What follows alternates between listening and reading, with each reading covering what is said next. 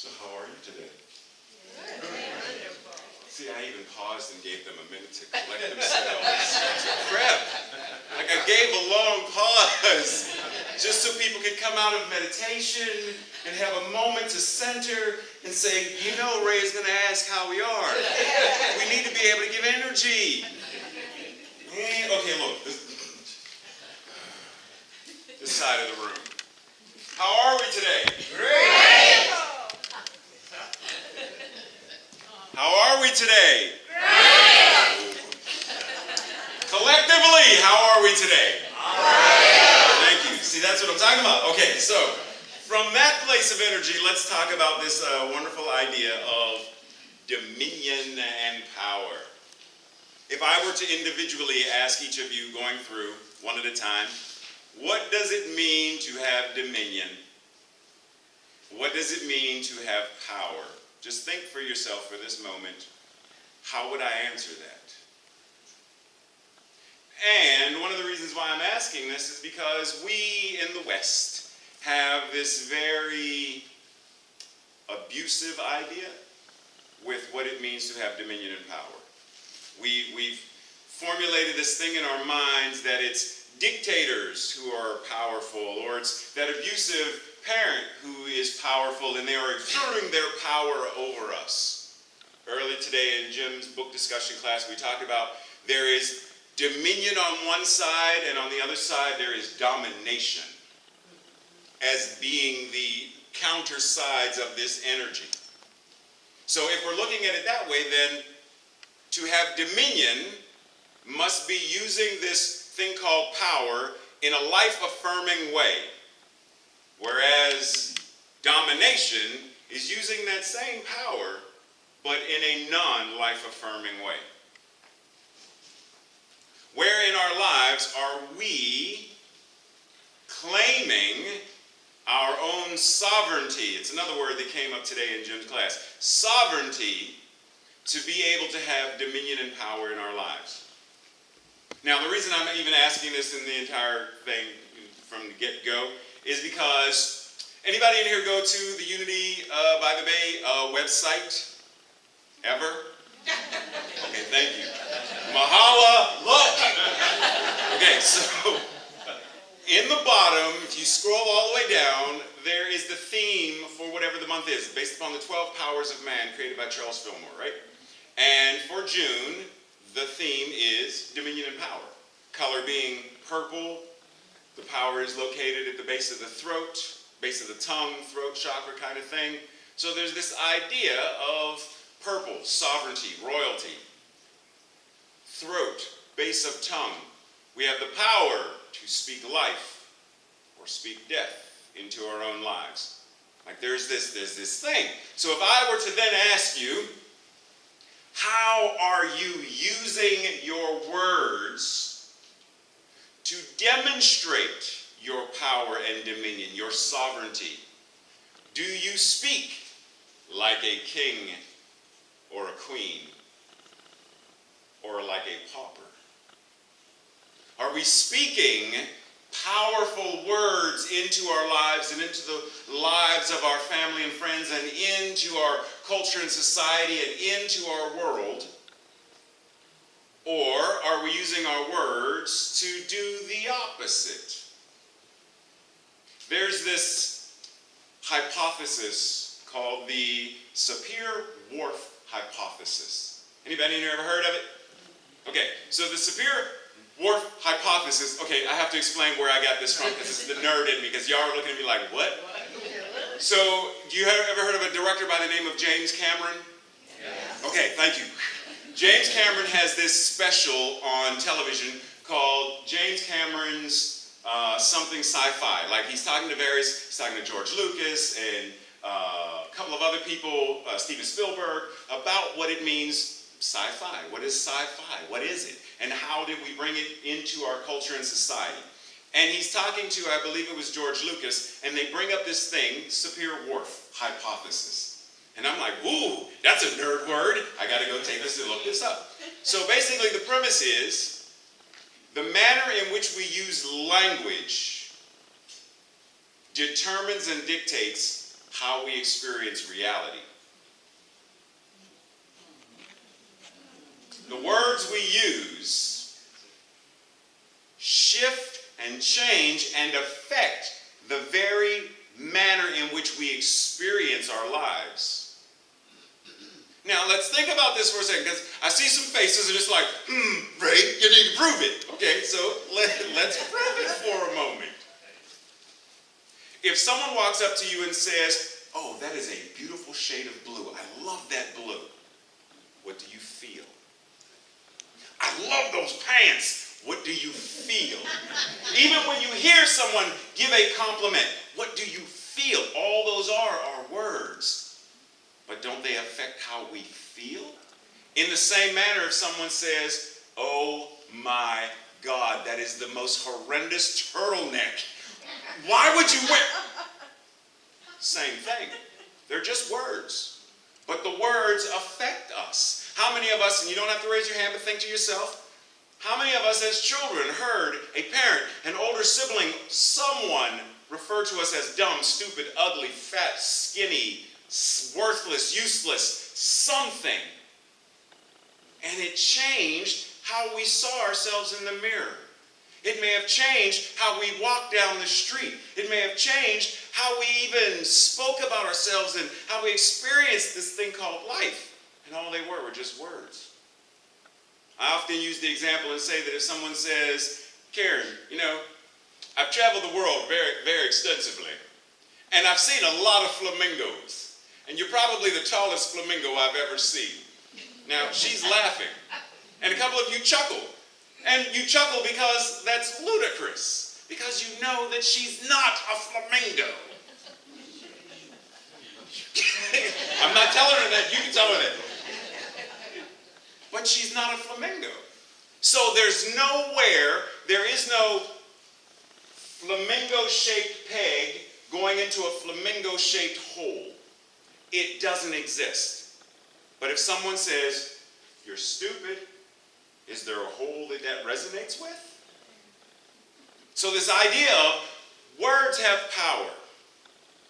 What words are we using? How are we using them? I'd like to share something from a gentleman by the name of Charles Fillmore. Charles Fillmore says in his book, Atom-Smashing Power of Mind. I don't know why y'all are laughing right now, but it's okay. Are you ready? It says, I have power because I know that all power is in divine mind. Let me go one before that. If you are given to worry and anxiety, think about the fearless confidence and trust of the Spirit. This will at once relieve your mind of the thoughts that have stirred in you, and the power of the Spirit will begin its work of straightening out your affairs. If you are overwhelmed with material work and the call to the outer world, stop and concentrate in the I am and say, I am spirit. I do not believe in matter or material conditions. I have power because I know that all power is in divine mind. Divine mind now sets my thoughts and my affairs in divine order, and I rest in the confidence and peace of the kingdom within. You can have a well body, but you must begin to build it with your word. Instead of laying up weak and sick words in your body, begin now to speak words of strength and health. And keep at it. Do not look at what has been. Lot's wife tried, and she never got beyond the past. Clear out of your mind all rubbish about disease, and you will find that none has any lodgment in your body.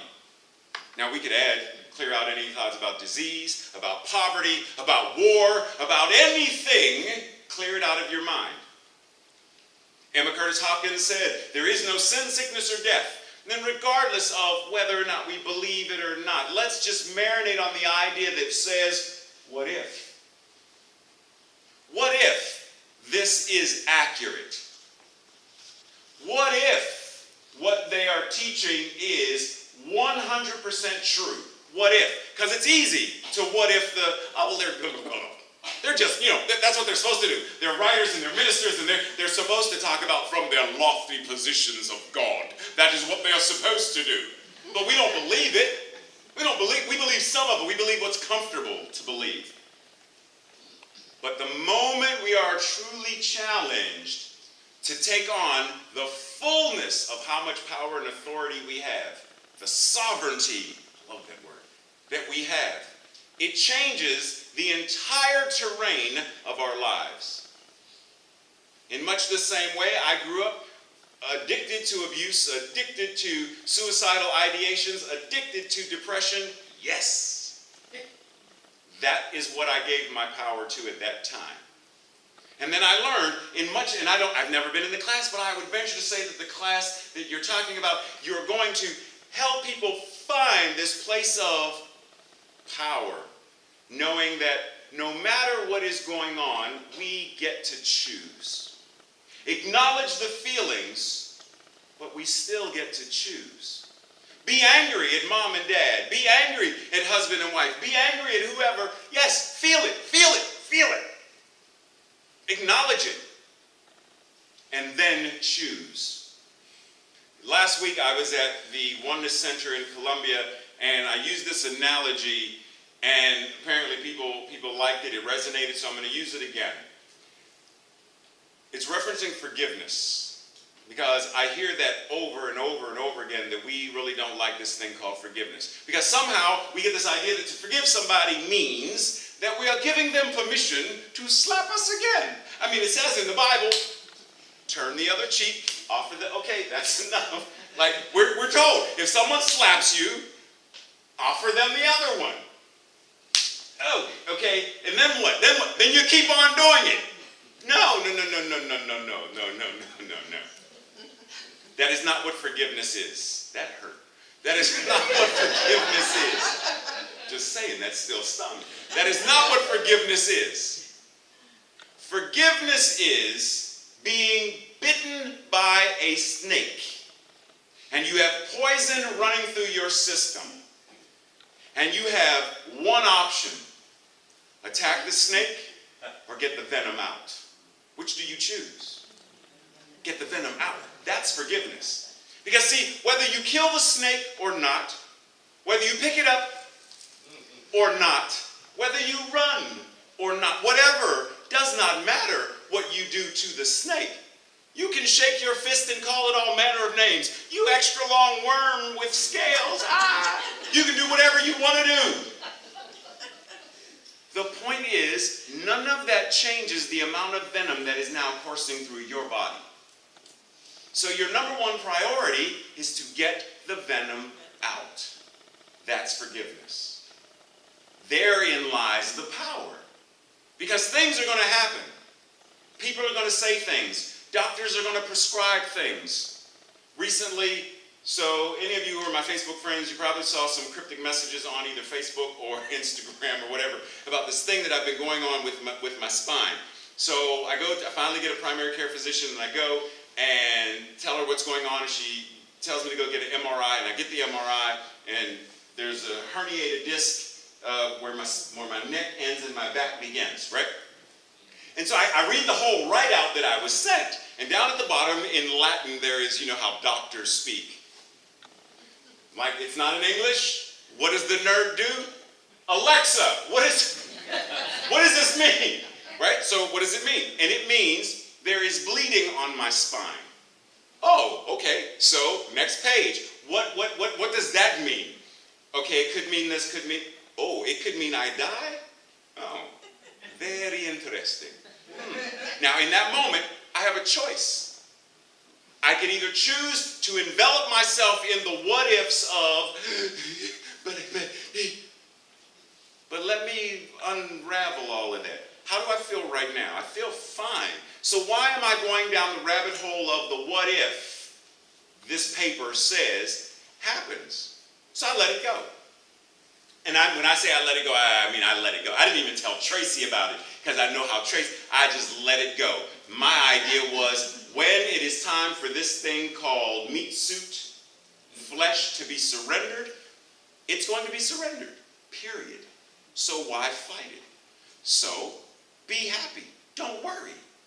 Let it go. Then we get scheduled for me to go to see a neurosurgeon so they could, tell me what, do I need surgery for the thing in the herniated disc? Like, what's up? So he examines and says, oh no, yeah, you don't need surgery and you don't need shots and we're just going to do physical therapy for 6 to 8 weeks, you'll be fine. Bet. So you have any other questions? Well, actually, doctor, yes I do. So at the bottom of this page, you notice right there, this word and these things in Latin. He said, oh yeah, that's the bleeding on the spine thing. Yeah, exactly. So what, he said, oh no, okay, so let me explain. The way an MRI works, it shows any kinds of stuff. So apparently years ago, you were injured, your spine was bleeding, but it has healed itself, so you're fine. Thank you. Anything else? Because I'm out of here, I got cake to eat, like whatever. Now the idea is, what would have happened to my body had I sat in the time that I read it to the 2 weeks later when he said, don't worry about it, if I had sat in the energy of fear and worry about it? What would have happened? Now, and see, we often forget that there's this mind-body connection. But there is a very clear mind-body connection when we think about the fact that 1-900 numbers are a multi-trillion-dollar industry. It is possible to change the body physiology simply with words. And if words can change the way we feel physically, you can hook people up and say nasty things to them and watch their heart rate change. Watch perspiration change. It has an effect. Then why wouldn't it make complete sense that the thoughts that I am thinking within my own head, within my own heart space, why would I think that those are not going to have some kind of adverse effect if I am marinating myself in the stew pot of misery, what if, and worry? Someone said years ago that worry is actually praying to the devil. Meaning, because we don't believe in the devil, but the devil being illusion, being falsehood, being lies. Worry is praying to that part of the ego or the part of the mind that entertains itself in the lie. So think about, what lies do we tell ourselves? Well, once you hit a certain age, that's a lie. There's a lie. There are Japanese women in Okinawa right now who are 120 still climbing trees, gathering bananas and plantain and coconuts and whatever else they're doing up there. But age is but a number. You're too fat, or you're too thin, or you're not pretty enough, or you're not something enough. They're all lies. All of them are lies that someone told us because we weren't born. Hey, you're my mom. I want to let you know that I'm too chubby right now. Just letting you. No one was born saying that from day one. But as a baby, look, baby. And someone says, oh, look, he's just so chubby.